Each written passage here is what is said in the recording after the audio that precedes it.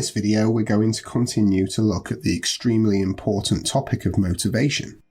We will focus specifically at the financial and non-financial methods that can be used to improve staff performance. But first of all, let's take a step back and just remind ourselves exactly what we mean when we talk about motivation. Motivation can be described as the factors that influence people to behave in certain ways. You will be more motivated to do certain tasks than others. Motivation is what drives people to work hard at their jobs, and the most successful businesses usually have the most motivated employees. Everybody is doing their own bit towards achieving the goals of the business.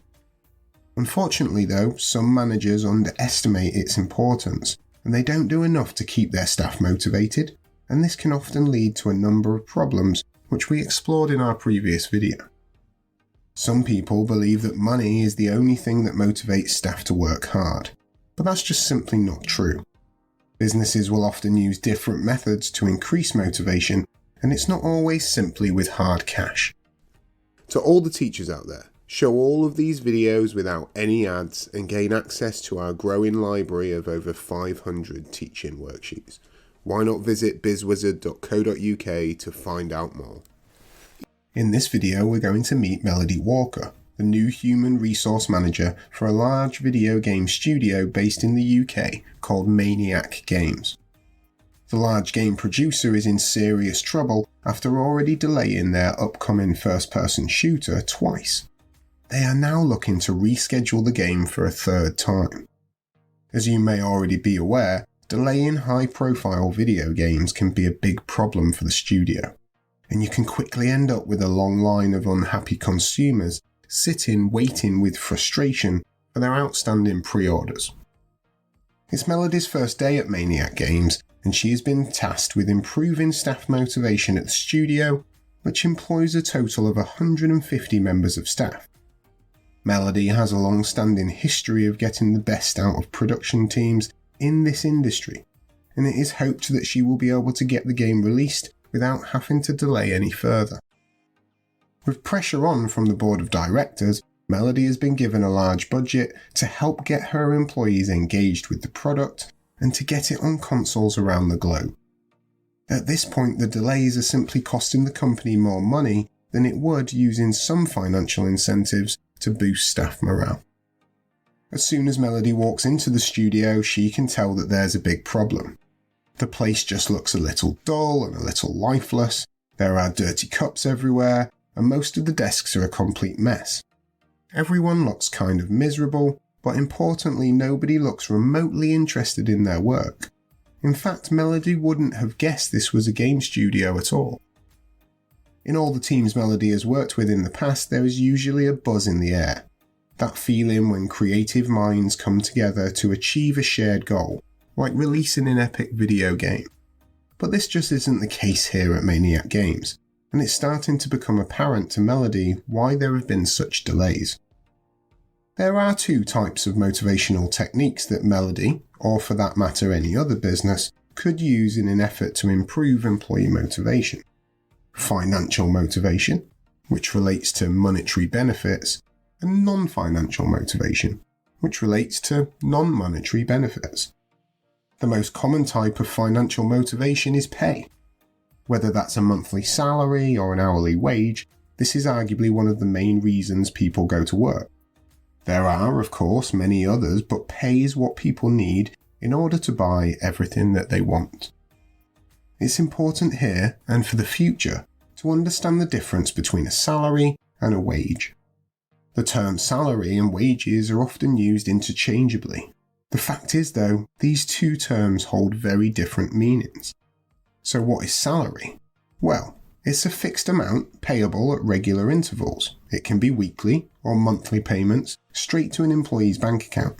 But importantly, it's an agreed amount, and although that employee may work a little longer or a little harder some months compared to others, the amount they are paid will be the same. Wages, on the other hand, are hourly or daily payments for work done, and although they are usually paid weekly or even monthly, the important difference here is that if you work more hours, you will get more money. If you work less hours, you'll get less money.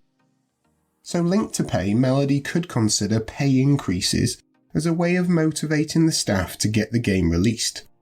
Depending upon the business, an employee might receive a pay increase during a yearly pay review, or as a reward for being promoted into a new position with more responsibility.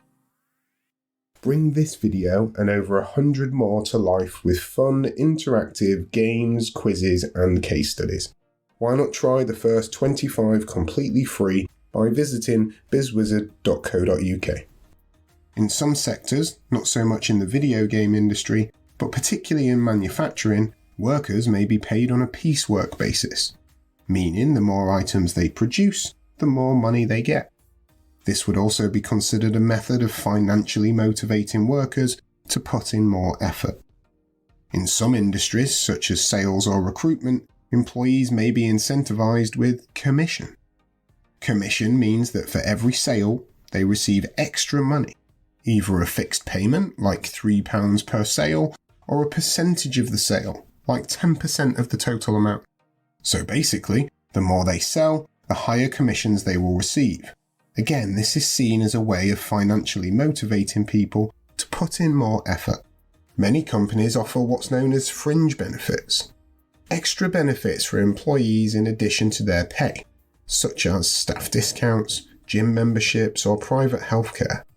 They may also run team building events, such as taking all staff paintballing or bowling. The idea is to motivate staff by making them feel valued, and it may also have the benefit of increasing communication by allowing people to get to know colleagues in other parts of the business. And then there are bonuses, which are extra payments that are made over and above a worker's normal pay, and they're often used as a motivational tool. This is actually pretty common in the video game industry, and is already relatively high on the list of possible steps that Melody is thinking about taking. These bonuses can take different forms. So for example, often in the video game and many other industries, these bonuses may take the form of profit sharing. This is where all employees get a percentage of the profits. This could be a percentage of the entire business's profits, or based solely on a certain product, like in our example, a particular game. What this means when you think about it is that if all of the artists and coders at Maniac Games pull together and release one of the best titles of a generation, they will each simply get more for their efforts. If the game does really well, the amount of money they receive for their share of the profits will be much larger, and this can be pretty motivating, as you can imagine. Other types of bonus may be based on achieving certain sales targets or getting good customer service reviews. So, as you can see, there are a number of financial motivational methods that Melody could consider in an effort to get the game released. Increasing pay, adding a commission structure like profit sharing, or some other kind of bonus scheme. The truth is, though, that even when an employee is promoted, the higher pay that they receive is only part of the picture. They will also be motivated by the status and the recognition that comes with their new job title and new responsibilities. Each of the video courses over at bizwizard.co.uk also includes an interactive business case study that applies the knowledge learnt to a real-world scenario. There are over 1,000 multiple-choice questions, each with detailed feedback, which tests students' understanding of the content. Why not visit bizwizard.co.uk to find out more? Let's look at some examples of non-financial motivation that Melody might also consider. Having an interesting and rewarding job can be hugely motivational. This is known as job enrichment. Wouldn't you rather have a job where the work was fun, enjoyable and challenging, where your skills are actually being used? After all, most people spend a big chunk of their time at work. This would certainly seem to be something that is missing at Maniac Games. Employees definitely don't seem enriched by their job, or really like they even want to be there. The job enrichment might be achieved through what we call job rotation, giving workers the opportunity to work on different tasks or in different areas of the business. As well as making work less repetitive, this can also have the advantage of improving their skills and knowledge, and even finding those employees who are destined for great things. The working environment itself can have a big impact on motivation. Imagine the difference between a comfortable, pleasant, safe workspace and one that is a little like the Maniac offices, that's a little dirty, cold, and all around a little bit miserable. How do you imagine this would make you feel about your job? The management style used can also have a big impact on motivation. What I mean here is how the management team, like team leaders, interact with staff. They might use a democratic style, where they allow employees to make decisions and to take responsibility for their own tasks. This can often make them feel like they have a say, are trusted by their managers, and can mean that they are more productive and, well, more motivated. Compare this to a more autocratic management style. This is where one person makes all the decisions and tells everyone else what to do. This can in some cases be very demotivating for experienced, skilled staff who know what they're doing. Training can be a good way to motivate employees. Whether it's on-the-job training or off-the-job training, it can make you feel that the business is investing in you and your future, giving you skills and knowledge to be better at your job and making you more productive.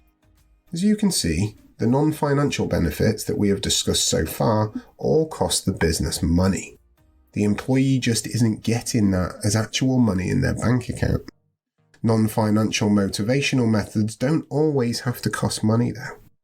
Being treated with respect and getting praise and recognition for a job well done can be just as important. In fact, praise is a completely free way to have a significant positive impact on employee motivation. Just tell people when they have done a good job, notice their efforts, and simply recognise them with a good old-fashioned well done. I think you will be surprised how big an impact this can actually have. Many companies do an Employee of the Month award, and next time you go into McDonald's, look out for the stars that employees have on their staff badges. These stars show that they have reached different levels of skills and performance. So, a few weeks after Melody's first day at Maniac Games, she has already implemented her new motivational plan. She has spent a great deal of time with the employees, trying to work out what makes them tick and why they're not currently motivated towards making the game a huge success. Melody decided to implement a profit-sharing scheme for all employees.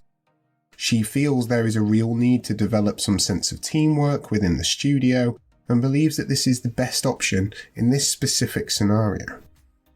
If she were to only incentivize certain employees, this may cause conflict, but if everybody is able to share in their own little piece of the success, she believes this has a good chance of bringing everybody together and getting the game actually released. She also decides to redecorate the working environment with some nice bright colours, some big comfy beanbags, and some nice artwork on the walls. And finally, she decides to add some new fringe benefits for all staff. There is now a completely free vending machine full of treats, and staff receive an evening meal if they work past a certain point. Only time will tell if Melody made the right choice and if their new game went on to be a huge success. Although financial motivation is very important, as we've seen, non-financial methods can also have a big impact. Always remember, different workers may need to be motivated in different ways, and often it all depends on the situation, the people involved, the amount of funds available, and how well things are implemented by the management team. Remember to carefully consider the case study that you have been given in any exam questions on this topic and apply these motivational methods to that business specifically. This has been the BizWizard. See you in the next video.